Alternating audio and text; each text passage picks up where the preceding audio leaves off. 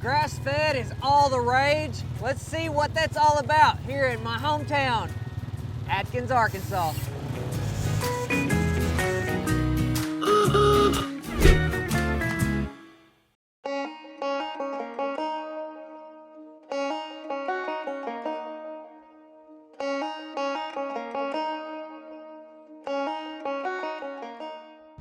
My name is Rachel Hoien. We are on Hoien Farms in Economy outside of Atkins, Arkansas, where we raise cattle. We try to buy the best genetic bulls we can to raise fast-growing calves that we raise on grass.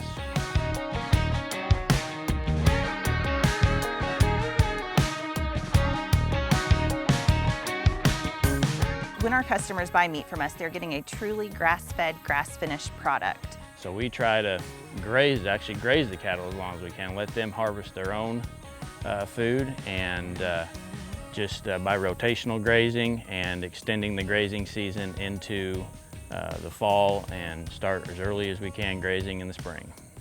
I think it's been great to see customers outside of just our local area having access to grass-fed, truly grass-fed beef that's raised in the state of Arkansas.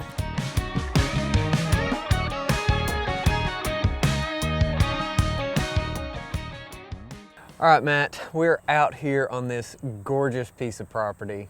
It is, it's really nice being out here. First time I've been on a four-wheeler in a while. That was fun coming in. So, how many acres are we on, and how many head of cattle y'all got running? There's about 1,000 acres here, and about 750 of it is pasture land for cattle.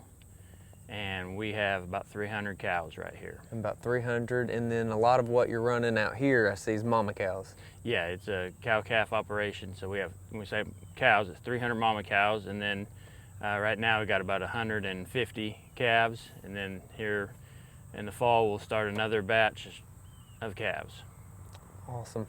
And y'all implement a lot of the rotational grazing methods for regenerative farming.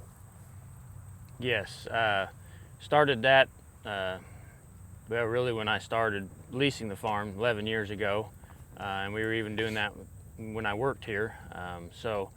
Let a field grow up, and then put the cows on it, and then move them to the next field, and move them to the next one.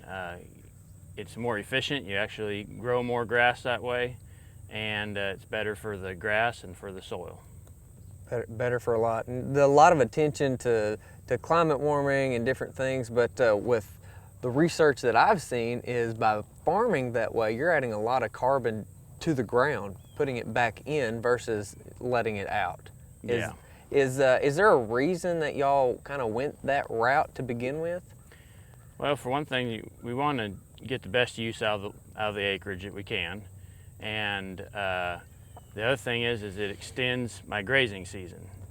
I can graze a little bit longer than if I just ran them, open the gates and let them go wherever, you know. Yeah. So, and that is really one of the things I'm trying to do, is graze cattle on the grass as long as I can. You know, year round would be great. I haven't got there yet, but I am doing some things to try to get more fall and early spring grazing so that I do not have to harvest and feed as much hay during the winter. Yeah, reduces costs. It reduces cost, reduces labor. It's a lot easier to let the cows harvest the grass than me harvest it and then turn around and put it right back out. I hear you.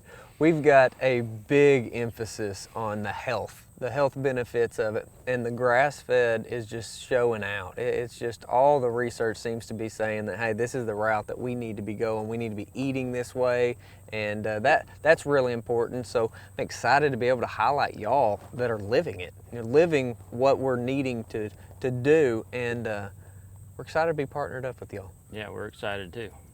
All right, Matt. Love to see everything up a little bit closer. So want to see more of the farm, and kind of just need another reason to ride the four-wheeler some more. All right, sounds good.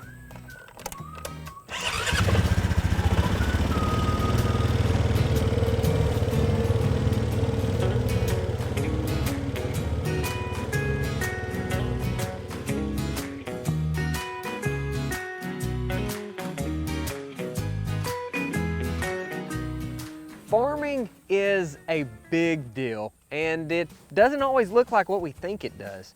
And this operation is an amazing family that we have grown to absolutely love. What they're doing is top notch. They care about the animals, they care about the ground, and we're excited to highlight them.